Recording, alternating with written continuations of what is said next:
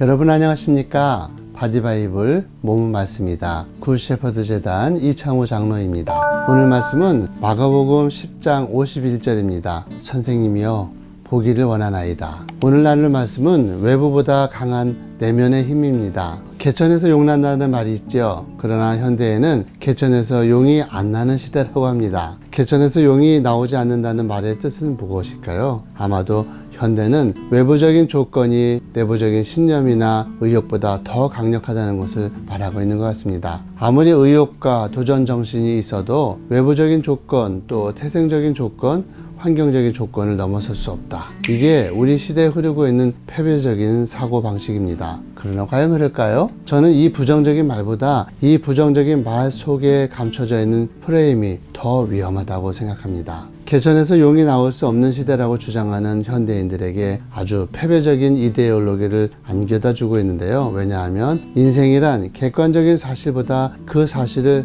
내면에서 어떻게 받아들이고 해석할 수 있는 것인가에 더 중요하기 때문이죠. 사실 이와 같은 패배주의적인 생각이 더 위험한 것입니다. 자라보고 놀란 가슴, 소뚜껑 보고 놀란다는 말처럼 현대인들은 외면적인 조건 앞에서 기가 팍 죽어서 작은 현실 앞에서도 내면적인 환경이 무너지고 있는 것입니다. 1953년 우리나라에 잘 나가는 100개의 기업들이 있었는데요. 2000년대 중반쯤에 한 단체에서 그 100개의 기업들과 그 후손들이 어떻게 되었는가를 조사한 일이 있었습니다. 그랬더니 85개의 기업들은 다 무너졌고요. 100개 중에서 15개의 기업만 남아있더라는 것입니다. 무너진 85개 기업들의 후손들은 평범하거나 그리 잘 살지 못하고 있었습니다. 외부적인 조건으로 삶을 보장받은 인생들이 불과 15%에 지나지 않았던 것입니다. 2000년대 후반에 나온 세계적인 베스트셀러 중에 나는 나의 꿈이다 라는 책이 있는데요. 그 책에서 저자는 전 세계에서 가장 성공한 사람들을 25명 찾아 연구했습니다. 그 중에서 외부적인 조건이 타고난 덕에 성공한 사람들 13명이었고요. 12명의 사람들은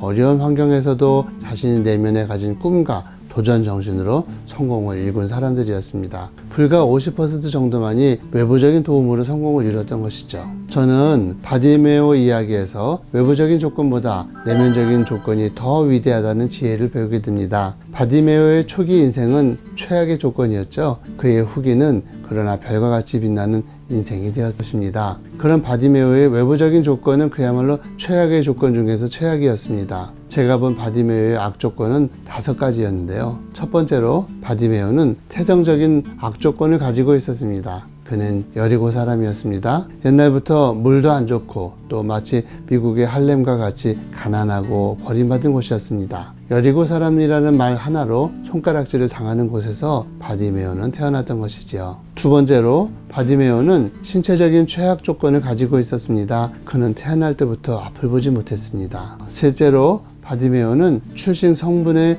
악조건을 가지고 있습니다. 바디메오란 디메오의 아들이라는 뜻인데 디메오는 부정하다라는 뜻이라고 합니다. 부정한 자의 아들, 더러운 자의 아들, 그런 저주를 받았던 것이지요. 네 번째로 바디메오는 가진 것이 없는 사람이었습니다. 그의 직업은 거지였습니다. 돈 한 푼 없이 적선을 받아서 하루하루 빌어먹고 살아야 하는 불쌍한 사람이었습니다. 다섯 번째로 바디메오는 도와주는 사람이 한 사람도 없었습니다. 예수님이 지나간다는 소리를 듣고 부르짖어도 사람들이 바디메오를 꾸짖었습니다. 이보다 더 악한 조건을 가진 사람이 있을까요? 이 5개의 악조건 중에서 하나만 있어도 삶의 무게를 뚫고 올라오기가 쉽지 않습니다. 그런데 바디메오는 1개가 아니라 2개도 3개도 아니고 5개의 악조건, 가장 저주받은 인생이나 받을 법한 악조건을 모두 가지고 있었습니다. 그렇다면 바디메오는 결단코 용이 될 수가 없겠죠. 그러나 바디메오는 용이 되었습니다. 개천보다도 더 비참한 곳에서 용이 되었습니다. 왜 그랬을까요? 그의 외부적인 조건은 최악의 환경이었지만 그의 내면 안에 꺼지지 않는 불타오르는 한 가지가 있었기 때문입니다. 그것은 바로 의욕이었습니다. 살고자 하는 의욕. 이렇게라도 살아보겠다는 의지. 나는 눈을 뜨고 싶어. 나는 이 어둠에서 벗어나고 싶다. 나는 이 최악의 악조건에서 뚫고 나가야겠다는 의욕이 있었던 것입니다. 인생이 힘든 것은 외부적인 조건 때문이 아닙니다. 의욕이 없어졌기 때문인 것이죠. 살고 싶은 의욕, 살아가겠다는 의욕, 하나님께서 우리를 지으시고 생육하라, 번성하라, 땅에 충만하라, 살아라, 살아가라 집어넣어 주신 그 생명력을 잃어버렸기 때문인 것입니다. 죽음보다 더 강력한 의욕이 우리 안에 살아 있습니다. 하나님께서 우리 안에 불어넣어 주셨죠. 지금 지치고 삶이 무겁다고 끝난 것이 아닙니다. 우리 안에 의욕이 사라지지 않는 한 우리의 인생은 계속될 수 있고요. 계속되어져야 하는 것입니다. 이상으로 선한 목자를 따르고 싶은 이창호 장로였습니다. 오늘 하루 용기를 가지시고 의욕을 내시기 바랍니다.